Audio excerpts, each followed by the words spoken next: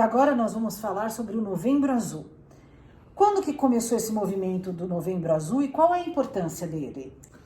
O Novembro Azul começou em 2003, na Austrália, quando um grupo de homens se juntou para chamar a atenção da saúde masculina. Não se falava somente do câncer de próstata, falava-se da importância do homem se preocupar com a saúde. O movimento pensava, na realidade, em trazer o homem ao autocuidado. Se cuidar com as doenças da próstata, com a depressão, com o diabetes. E esse grupo se juntou, vestiu azul, criou um símbolo que foi o bigodão, estilo Mario Bros. E o movimento, em pouco tempo, se tornou um movimento mundial de conscientização para a saúde masculina, especificamente para o câncer da próstata. E no Brasil, quando começou esse movimento? No Brasil, os relatos são de que de 2008 para frente o Novembro Azul chegou para valer. E hoje é um movimento aqui no nosso país tão importante quanto o Outubro Rosa.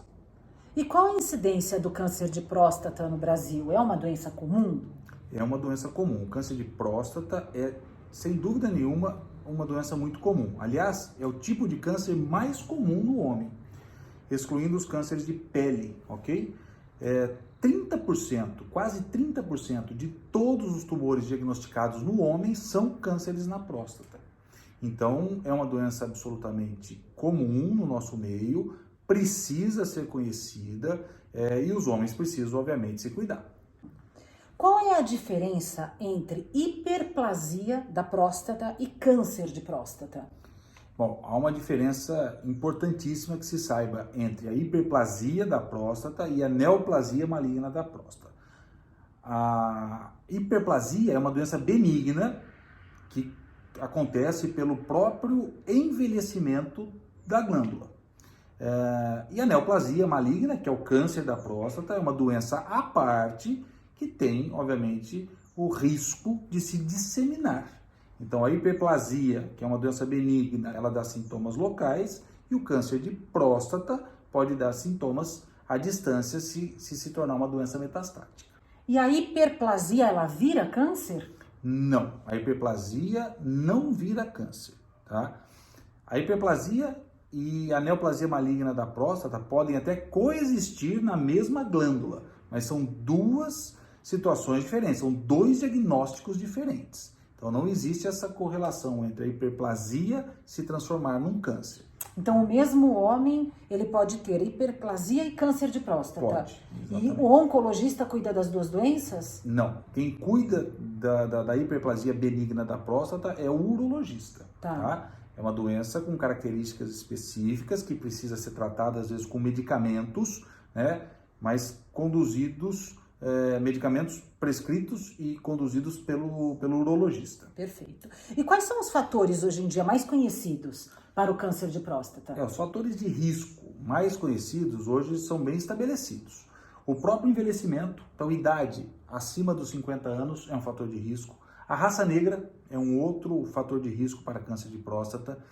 Obesidade, sedentarismo e história familiar são os fatores de riscos mais conhecidos para o desenvolvimento do câncer da próstata. E quais são os sintomas, os sinais de alerta, na verdade, para que o homem não atrase a sua procura ao urologista?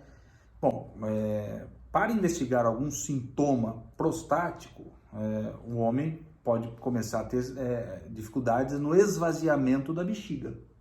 Então, diminuição do jato urinário, sangramento ao urinar, ardência durante a micção, ou gotejamento terminal por um longo período. Isso traz para o homem sintomas que devem ser investigados. Não significam que esses sintomas sejam câncer, ok? Mas são sintomas que precisam ser esclarecidos. E a única maneira da gente fazer o diagnóstico diferencial é, obviamente, levando a uma investigação. E existem sintomas específicos para o câncer inicial de próstata? Não existe. Não existe. Tá? Então, isso tem que ficar muito claro. Não existem sintomas específicos para o câncer inicial. A exemplo de muitos outros cânceres, o câncer da próstata, numa fase inicial, ele é absolutamente silencioso. Então, o homem não precisa esperar sintomas para investigar um câncer de próstata. Até porque os sintomas da hiperplasia benigna se confundem com sintomas até do câncer de próstata numa fase em que a doença já está mais volumosa. Existem sintomas numa fase mais avançada? Na fase inicial não, mas e numa fase mais avançada da doença? Existem sintomas realmente da doença ou progredindo localmente na pelve. Essa doença pode infiltrar estruturas vizinhas, a bexiga, por exemplo, pode dar sangramento por infiltração da bexiga, pode dar sangramento retal por infiltração do reto. E o paciente pode ter sintomas da doença metastática à distância. Por exemplo, dor óssea. O câncer de próstata pode metastizar para o esqueleto. Então, dor óssea, numa fase tardia, pode ser um sintoma de um câncer de próstata avançado. E qual é a idade recomendada para que os homens iniciem esses exames de rastreamento de próstata? E quais seriam esses exames de rastreamento? Sim, bom, um homem sem história familiar, a recomendação é que inicie aos 50 anos de idade, tá? Um paciente que tenha história familiar deve começar a investigação aos 45 anos. Os exames mais conhecidos são o exame clínico, através do toque retal, que é um exame feito pelo urologista na consulta urológica, e um exame de sangue, que é o famoso PSA. Tá? O PSA é uma proteína, na verdade é um antígeno de membrana, que pode ser detectado pelo exame de sangue. E é necessário uma biópsia para confirmar? Obrigatória. Então, assim, o diagnóstico de câncer de próstata só se sai com biópsia, tá? Então, a biópsia, ela é obrigatória para a confirmação do diagnóstico, por vários motivos. Primeiro, porque cada tumor de próstata tem a sua peculiaridade. Isso pode até determinar para o urologista e para o oncologista uma linha de tratamento. Então, a biópsia, ela é o diagnóstico que confirma a doença, estabelece um plano de cuidados e ela deve ser feita assim. Então, nem o toque, nem o PSA substituem a necessidade de uma biópsia. E existem alguns outros exames antes da biópsia que podem ajudar nesse rastreamento? Podem ser feitos. Eu nem diria no rastreamento, eu diria já ajudando na investigação, tá? A ressonância magnética da próstata, hoje, ela é utilizada com muita frequência nessa fase em que se tem alteração ou no exame clínico ou no PSA e que a gente precisa estudar a próstata minuciosamente. Então, ela traz esse estudo de forma muito interessante. E o ultrassom acaba sendo o exame que guia o radiologista, o ultrassonografista, a fazer a biópsia. Então, são dois exames que podem ajudar na coleta do material. E todo caso de tumor de próstata é necessário cirurgia? Não, nem todo caso precisa de cirurgia, tá? Na doença avançada, naqueles casos em que a doença é metastática, a cirurgia não tem muito sentido. Então, fazer um controle local quando o paciente já diagnosticou numa fase avançada não faz sentido para o câncer de próstata, tá? Agora, se a doença é localizada, a cirurgia é sim um procedimento potencialmente curativo, ok? Então, é uma estratégia muito válida naquelas situações em que a gente tem uma doença ainda no seu estágio inicial. Existe algum outro tratamento que pode ser curativo além da cirurgia? Existe a radioterapia. A radioterapia pode ser utilizada também como uma estratégia de tratamento curativo para o câncer de próstata localizado.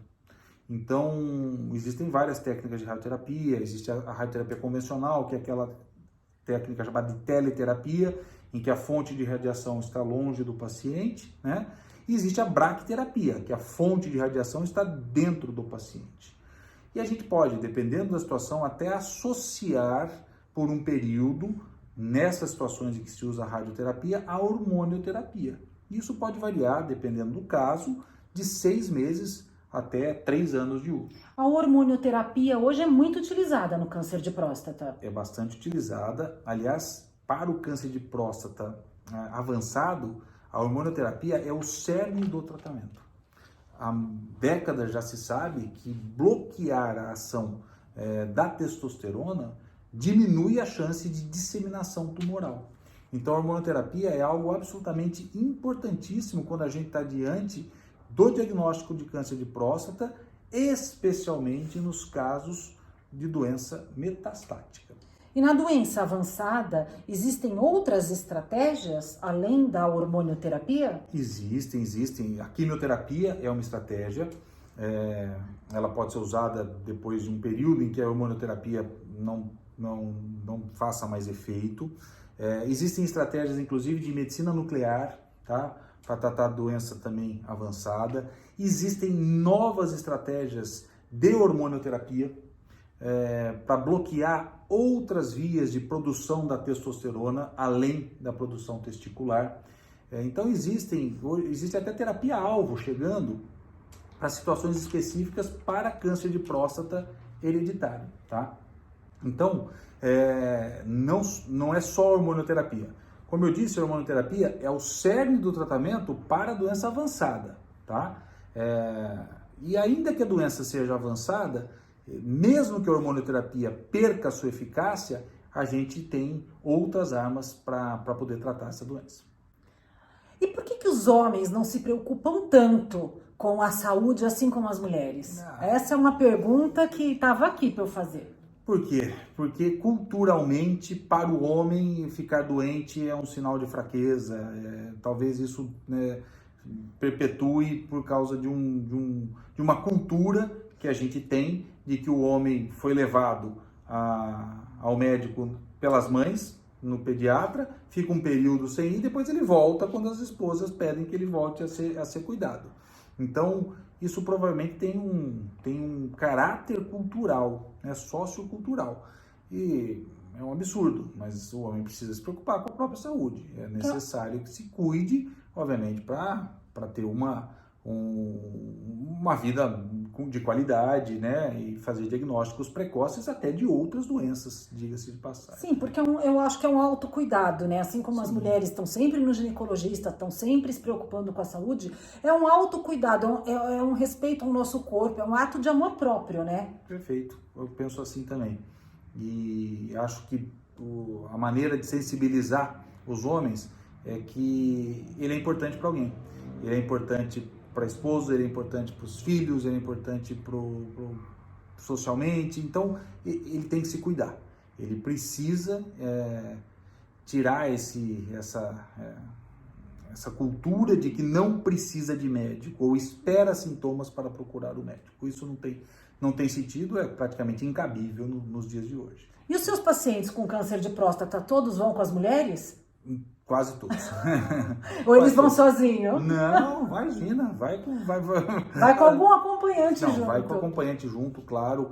E muitas vezes, obviamente, as mulheres acabam estimulando, inclusive, na recomendação de outras estratégias, além das estratégias medicamentosas. Então, assim, a gente precisa fazer esses homens, por exemplo, a praticarem atividade física, a mudarem seus hábitos alimentares. E, obviamente, isso a mulherada dá de 10 a 0. Então, a gente precisa delas do consultório para ajudar os pacientes a entrarem na linha. Certeza. Tá certo. Obrigada, viu, gente?